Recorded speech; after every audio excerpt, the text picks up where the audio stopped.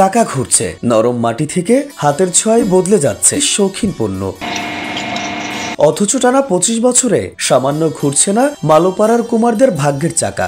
বছর কাজে আসি, এটা এই যে কুয়োরের শাকগুলো বানাই, বিভিন্ন জায়গাতে পাইকারি এসে নিয়ে মাটি কিনে মানে খরচপাতি করে আমাদের খুব একটা থাকে না। আমাদের মাটি গাদার দাম বেড়ে যাওয়ার থেকে আমাদের ব্যবসাটা একটু নরমাল আছে। পৃথিবী বদলে যাচ্ছে, বদলাচ্ছে না এসব গরিব কুমারদের যন্ত্রপাতি। হাতের কাজ মেশিনে করা গেলেও বাড়িতে উৎপাদন দিয়ে আরেকটু বেশি আয় হয়তো কপালে জুটতে পারে বলে মনে করেন ঝিনাইদহ জেলার কোটচাঁদপুর উপজেলার মালোপাড়ার কুমারেরা। আমরা মাটি কিনে পাতে সটকাই তারপরে মালগুলো তৈরি করি, অনেক আমাদের কষ্ট হয়। বাপদাদার পেশা ধরে রেখে পেট চালাতে না পেরে অনেকেই চলে গেছে অন্য কাজের খোঁজে। এখনো যারা টিকে আছে তারা দিনভর চেয়ে থাকে হঠাৎ হাজির হওয়া কোনো শৌখিন ক্রেতার পথের দিকে।